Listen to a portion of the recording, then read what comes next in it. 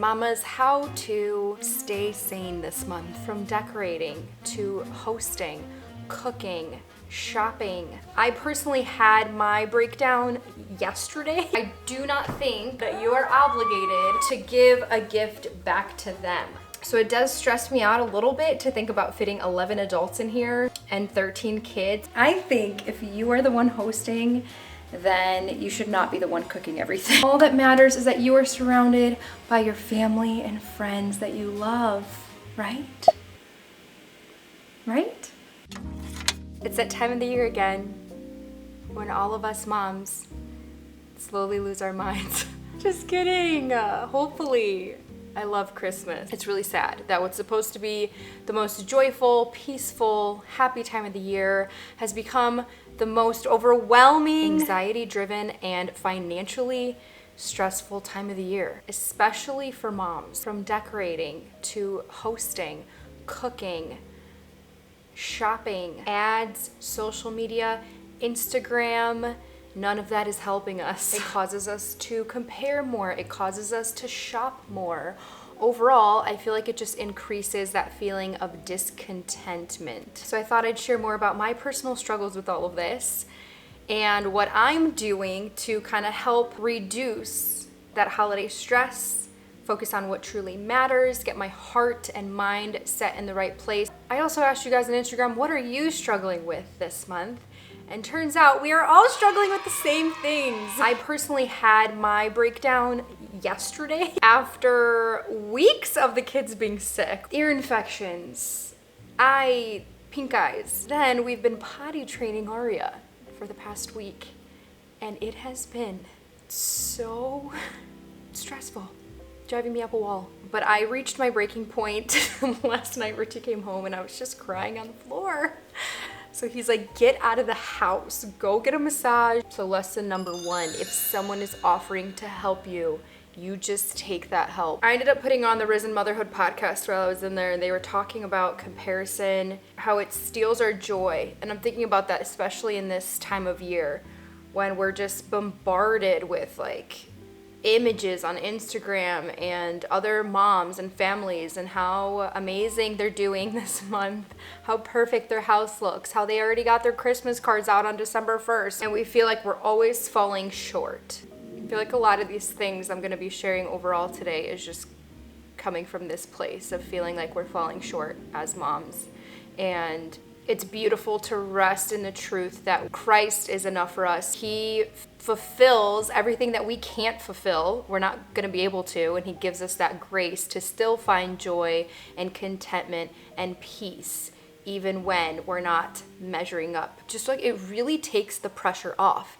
And I think that's the perspective that I want to encourage in this video. So let's get into it. Mamas, how to stay sane this month. I shared in my last video to stop spending money on holiday decor, and I feel like this video is just an extension of that. And the amount of money that we spend this month is just truly absurd, and the pressure that comes along with that is so massive. I feel like it starts with Black Friday and then it just continues into the rest of the year until all of our money's gone. Thrifting and DIYs. I feel like I can't say it enough. You're always gonna find really cool vintage Christmas decor at the thrift store that's gonna be so much more unique than everything else we see in the stores. And DIY is always a cool way to go. I know it takes more time, but it's a fun activity that you can do with your kids. Personally, I find this very de-stressing. I found this pin on Pinterest for DIY wrapping paper, so giving it a try. I don't know how it's gonna turn out. So I'm like, what can I use that's already in my house that I do not have to pay for? And I had a huge roll of white butcher paper. So I'm using what I already have. I'm being resourceful and having fun.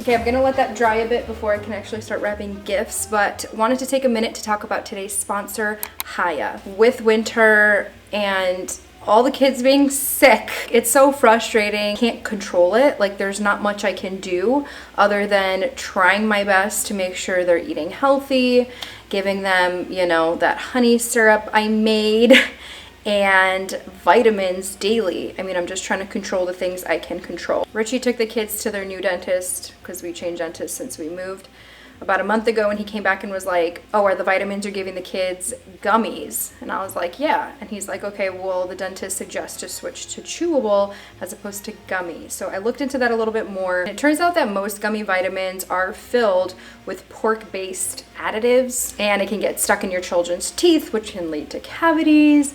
A lot of things I didn't actually know. So Haya's also been great because it's 0 sugar, which was also what we did not have in our last vitamin. 0 gummy junk, and it tastes great. The kids love it. It's perfect for picky eaters as well. Haya's designed for kids ages 2 and up and sent straight to your door in a package. I always love when vitamins have that refill automatic options. Haya is pressed with a blend of 12 organic fruits and veggies and then supercharged with 15 essential vitamins and minerals, including vitamin D, B12, C, zinc, folate, and many others to help support immunity, energy, brain function, mood, concentration, teeth, bones, and more. If you're looking for a daily vitamin that is sugar-free to give your kiddos, Haya is offering my viewers 50% off of their first purchase. Just go to hayahealth.com/NicoleLela or click the link in my description. Okay, let's go check on our wrapping paper.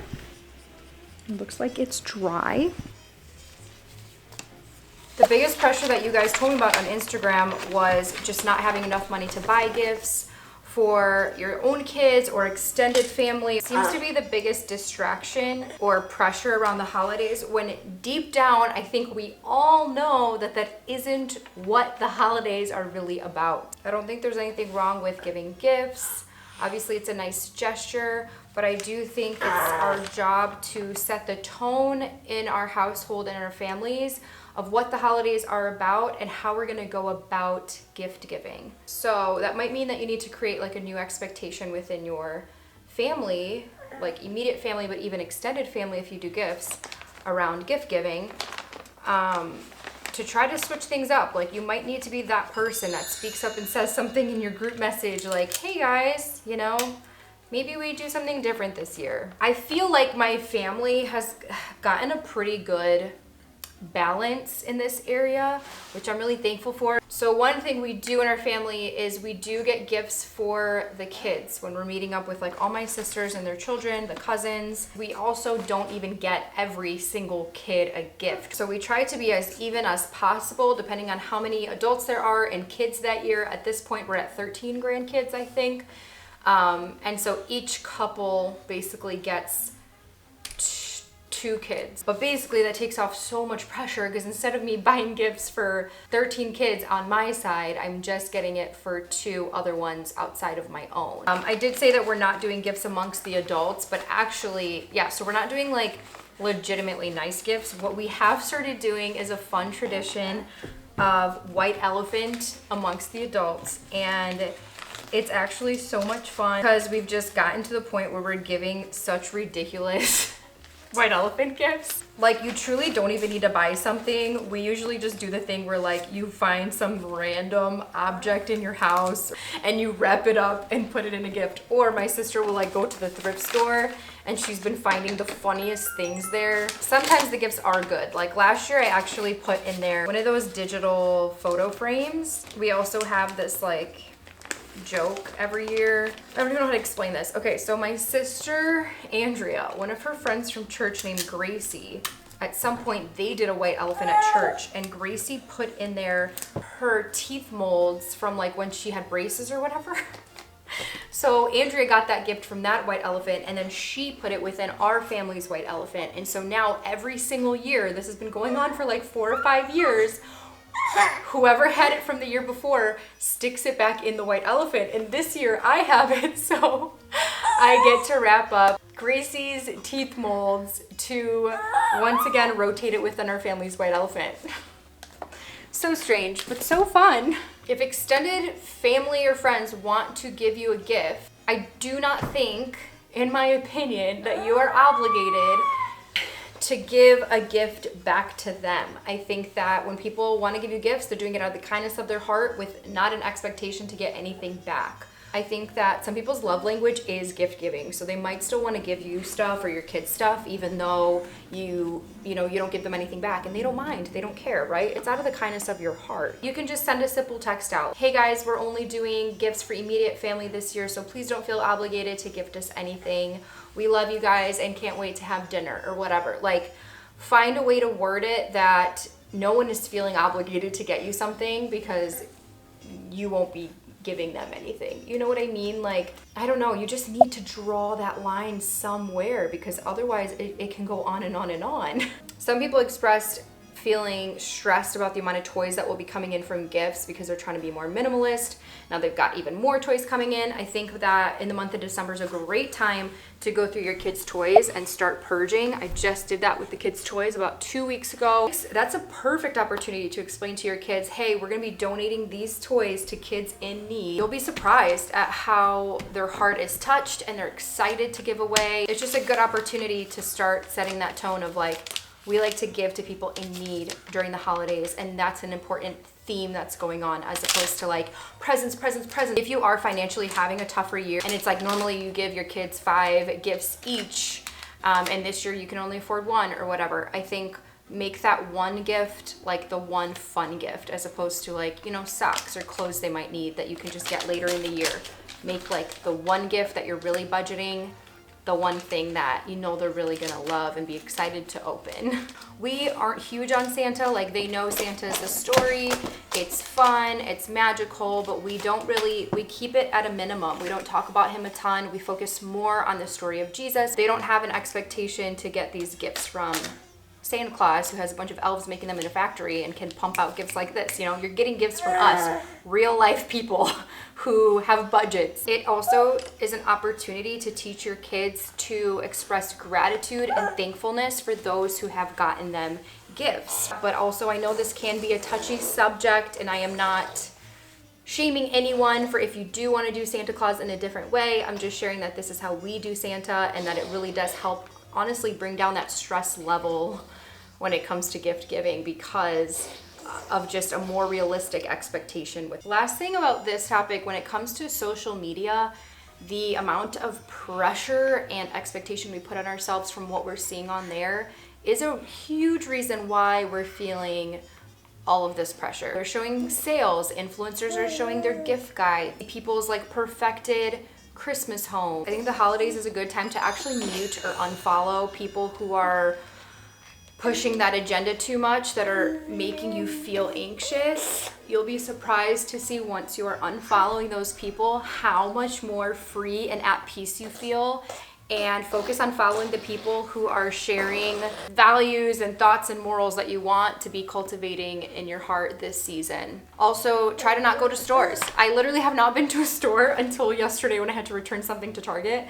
And it's so overwhelming. There's just so many things. Like, just online shopping has become a lot easier. You could focus on like, what gifts am I actually getting, and that's it. Not going through the decor aisle and feeling like you need to buy all of the stuff. Then you won't be as tempted, Okay, Mr. Spitty. Oh my goodness, you spit so much.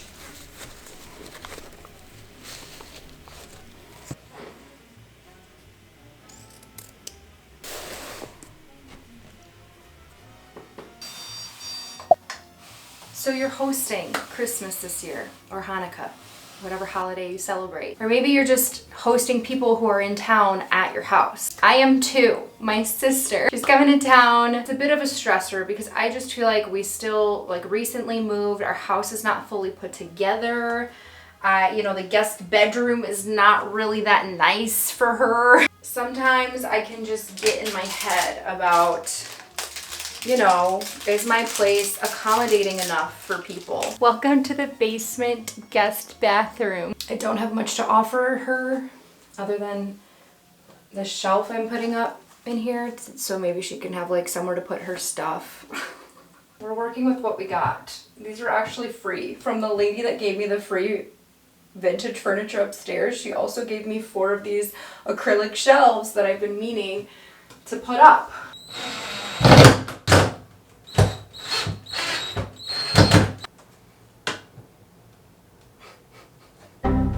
Okay, here's the other, probably more significant problem. I'm gonna preface this with, I'm thankful we have a basement. I'm thankful we have a guest room in the basement so we can host people when we need to. That being said, I just haven't done anything in that room.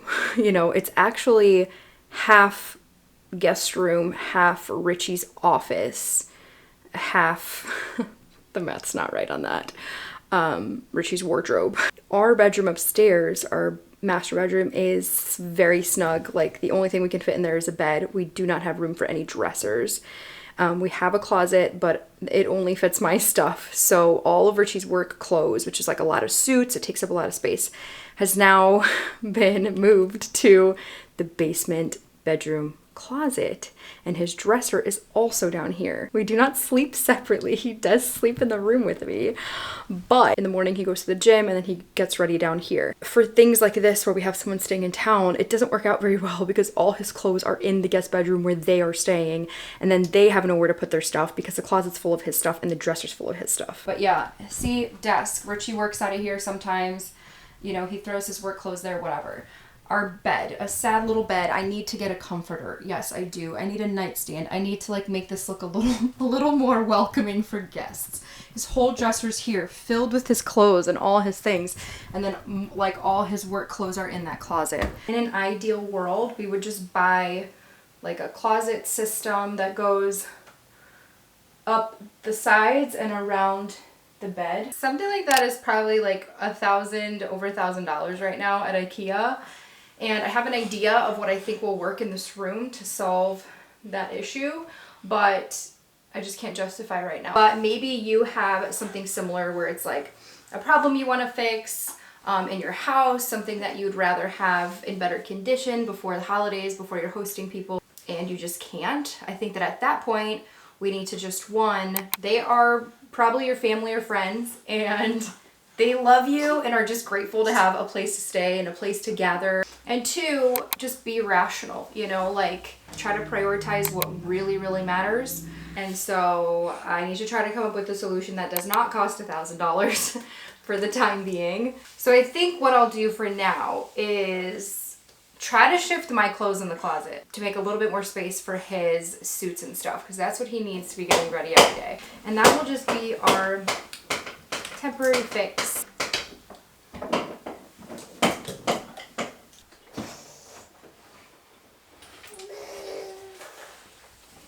I just fit all my things here and there. And then, okay, well, some of them there. But I cleared out this whole top section for all his hanging stuff from the closet. So now the closet space is available for them, which is great. And then I have a couple crates that fit nicely under the bed that he can actually take some stuff from his dresser that he'll need and hide them away. So then my sister and her husband will have space down there. So if you're wondering how our entryway is doing, it is so great. It is so much more functional.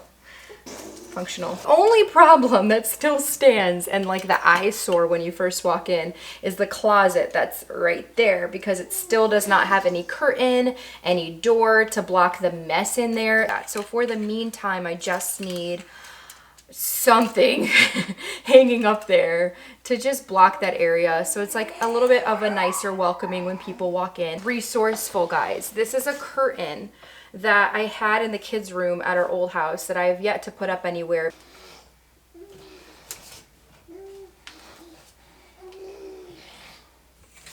Truly the fastest, easiest, most inexpensive fix to a missing door. When it comes to hosting, guys, I think do not be afraid to ask for help. I think if you are the one hosting, then you should not be the one cooking everything. Maybe it's different if you like don't have kids, but when you have children and you're trying to cook everything and host, that is so stressful. Whatever, delegate. Like in my family group chat, I was like, okay, I need someone to bring this, someone to bring that. I'm sure there are people that do it. I just don't think it's necessary. Like we will be making rice and potatoes, so we're making a couple things. But aside from that, you know, we're gonna be in charge of like having our place ready, tables. One day, I'd love to have a actual dining room with the long dining room table and have everyone at one table together. But it's fine. Like, we are gonna make it work because all that matters is that you are surrounded by your family and friends that you love, right? Right? I know not all of you feel like that. I actually got a lot of responses on Instagram regarding family tension. But I think like one of the important things is to really set clear boundaries way beforehand, before all the events go down and stuff, to know exactly what your boundaries are going to be so you know how to communicate that clearly to people and then stick to them. Like an example of that would be in a text group saying, we're only available from 3 to 7 after nap time. Or you can say like, oh, I'd love to have a head count of who's gonna be there so that I can make sure I prepare enough food or whatever. That way you know exactly who's showing up so you can mentally prepare if it's like that difficult family member. Maybe for you it needs to be like, oh, this year we're gonna make it to this family's house, next year we'll make it to the in-laws' house, or we are only doing 5 outings in the month of December. For us, I think we need more clear boundaries around what time to leave an event if it's like getting close to dinner time, because we know our kids start to have meltdowns like after 8 p.m. They cannot hang. It just goes downhill from there, and yet we like really push the limit because we want to hang out with the family, and so we just stay, and then the kids are just like an absolute wreck by the end of it. So we need to make a clear boundary for that, although we're hosting this year, so I guess it doesn't matter this year. Okay, I looked up some things on Google to help us all. Focus on the positive qualities of family members before gatherings, not the negatives. Set boundaries with conversations. Stay away from topics that you know are going to lead to fighting, you know. Also, this one's good. Practice tolerance. We all do things that irritate other people, and we probably aren't aware of it. Try to be tolerant of others' quirks and irritating behaviors and don't take them personally. If nothing else, remember, you only have to tolerate the irritation for a little while. But seriously, like, none of us are perfect. We all do annoying things. We all can be hangry. I mean, I know I can. This one's cute. Okay, bring a happy reminder, like a smiling photo, like of your favorite photo, or a funny text message from a friend that can help reduce, oh my god, my eyes, stress. When things get too stressful, plan to sneak away, take a break, and look at your happy reminder. Oh. Overall, it is our job, you know, to check ourselves and do our best to not fall into that negative thought process, that cycle and overspending. I hope this video helped. I'm praying for you guys out there, especially moms who are really dealing with a lot of the same things I am dealing with this month. Leave your thoughts, comments, and encouragement below. They always help me and other moms who are reading them. I love you guys, and I'll see you in my next video. Bye.